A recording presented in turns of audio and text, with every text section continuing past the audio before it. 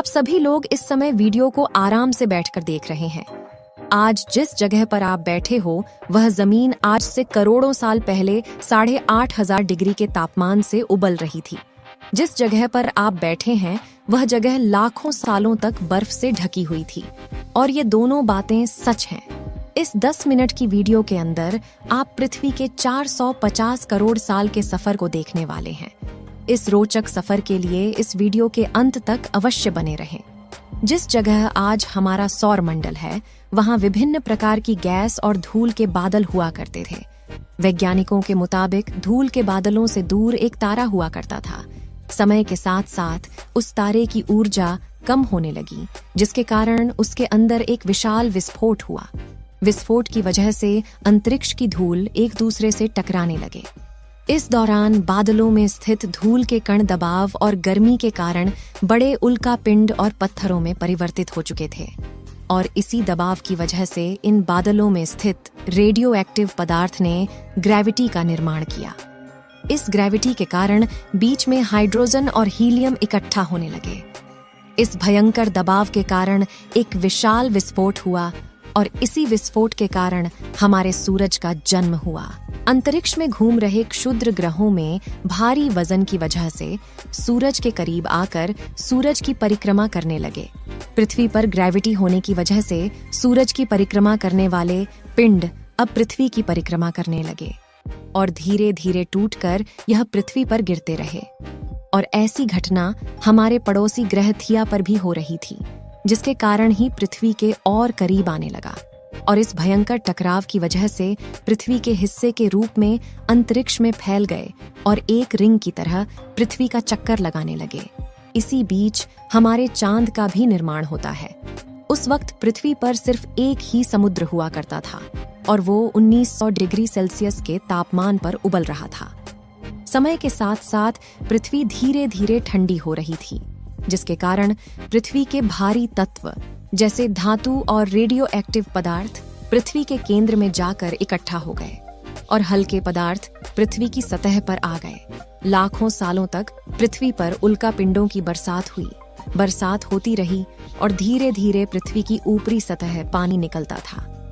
वैज्ञानिकों के मुताबिक यही वह वक्त था जब दूर गहरे पानी के अंदर निकलते ज्वालामुखियों से पहली बार सूक्ष्म जीवों का निर्माण हुआ। लाखों सालों बाद एक वक्त ऐसा आया जब पृथ्वी की पूरी सतह पानी से ढक चुकी थी। लेकिन जब पृथ्वी की ऊपरी जमीन और ठंडी हो जाती है तब पृथ्वी के अंदर की गर्मी बाहर नहीं निकल पाती, जिसके कारण ज्वालामुखियों का निर्माण होता है। और आने वाले लाखों सालों तक ज्वालामुखियों का निकलना जारी रहा, जिससे पानी के ऊपर जमीन का निर्माण हो रहा था।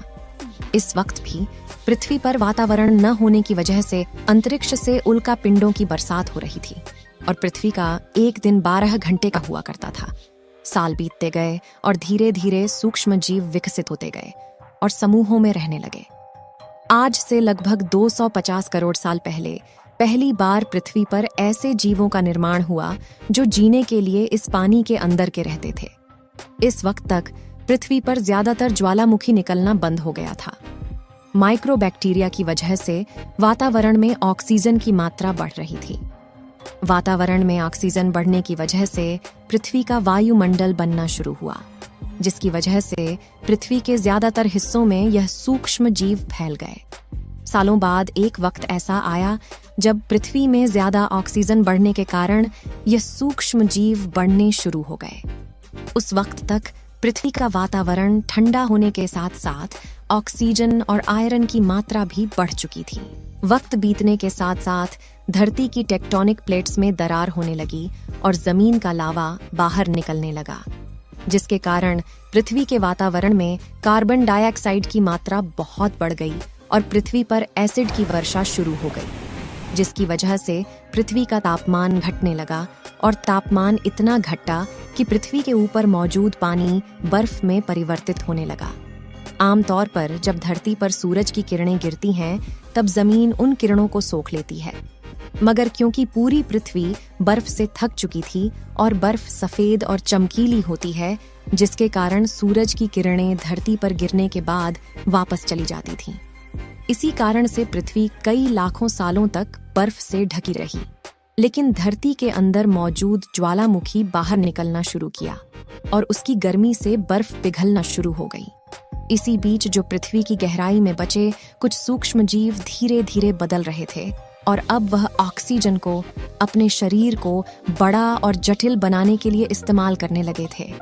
इस बीच पानी में अलग से भी छोटे समुद्री पौधे निकलने शुरू हो चुके थे। ऐसा बार बार कई हजारों सालों तक होता रहा और इसी कारण से अब समुद्री जीव धीरे धीरे वातावरण के हिसाब से विकसित हो रहे थे। इस बीच कई सारे जीव समुद्री जंगल से विलुप्त हो गए, मगर जो बच गए वो धीरे धीरे पृथ्वी के बदलते तापमान के हिसाब से ढलते गए। धीरे धीरे वातावरण में ऑक्सीजन की मात्रा बढ़ने लगी और पृथ्वी पर होने वाली एसिड की वर्षा कम होने लगी। वातावरण में ऑक्सीजन आने की वजह से पृथ्वी की ओजोन लेयर मोटी होने लगी और आज से लगभग 47 करोड़ साल पहले पृथ्वी की ऊपरी सतह पर पहली बार प्लांट उगना शुरू हुआ। वक्त के साथ जमीन पर अलग अलग प्रकार के पौधे और पेड़ उगना शुरू हुए। ये वो वक्त था जब समुद्री जानवर समुद्र से बाहर निकल रहे थे और जमीनी जानवरों में परिवर्तित हो रहे थे। धरती की ज्यादातर जमीन एक जगह इकट्ठा हो चुकी थी, जिसे आज हम एशिया महाद्वीप के नाम से जानते हैं। पृथ्वी का वातावरण और तापमान लगभग स्थिर हो चुका था और अब करीब 21 से 23 घंटे का दिन हुआ करता था। अब समुद्री जीव पानी से बाहर रहने लगे थे और वातावरण के हिसाब से उनके शरीर का रंग रूप बदल रहा था। धीरे धीरे ये जमीनी जानवर डायनासोर में परिवर्तित हो गए और उनका शरीर लंबा और विशाल रूप से विकसित होने लगा। कुछ डायनासोर शिकार किया करते थे, जिसके कारण वे छोटे और तेज होते चले गए। ज्यादातर जमीन रेगिस्तान और बंजर हो चुकी थी और ज्यादातर जंगल समुद्र के करीब हुआ करते थे, जिसमें डायनासोर रहा करते थे। पृथ्वी की ज्यादातर ऊपरी जमीन पानी के संपर्क में आने लगी, जिसके फलस्वरूप पृथ्वी पर हरियाली बढ़ती गई, जिसकी वजह से डायनासोर और ज्यादा विभिन्न और विशाल होते चले गए। डायनासोर ने आने वाली लगभग 20 से 30 करोड़ सालों तक पृथ्वी पर राज किया। आज से लगभग 6.5 करोड़ साल पहले पृथ्वी की तरफ आज के माउंट एवरेस्ट से भी बड़ा लगभग 4.5 लाख करोड़ किलो जितना वजन उल्का पिंड लगभग 80,000 किलोमीटर प्रति घंटे की स्पीड से पृथ्वी की तरफ आ रहा था और वह जलते हुए सीधा पृथ्वी से टकराया। इस टकराव से निकलने वाली ऊर्जा आज के 10 करोड़ परमाणु बम एक साथ फटने के बराबर थी। कुछ ही घंटों में पूरी पृथ्वी के वातावरण में हानिकारक गैस और धूल की वजह से पृथ्वी नष्ट हो चुकी थी। डायनासोर भी मारे गए। इस वक्त हमारे पूर्वज यानी चूहे जमीन के अंदर रहा करते थे, जिसके कारण वह इस विशाल प्रलय से बच गए। पृथ्वी का वातावरण पूरी तरह से काला और अंधेरा हो चुका था, जिससे धूप भी जमीन तक नहीं पहुंच पा रही थी। धूल और हानिकारक गैस के कारण पृथ्वी पर फिर से एसिड की वर्षा शुरू हो गई और फिर पृथ्वी ठंडी होकर बर्फ से ढक गई। लेकिन इस बार पृथ्वी पर बर्फ लाखों सालों तक नहीं जमी रही और 80 से 90 हजार साल बाद यह पिघलनी शुरू हो गई। जैसे ही धरती पर वातावरण फिर से पहले जैसा होने लगा, वैसे ही ये छोटे जीव जमीन से बाहर आना शुरू हो गए। यही चूहों ने खाने की तलाश में दर दर भटकना शुरू किया और धीरे धीरे 2 पैरों पर चलना शुरू किया, जिससे बंदरों में तब्दील होते चले गए और धीरे धीरे उनके शरीर का रंग रूप वहां के मौसम के हिसाब से बदलता गया। वक्त के साथ साथ हम आदिवासी बने, हमने हथियारों का आविष्कार किया और धीरे धीरे इंसान के रूप में विकसित हुए।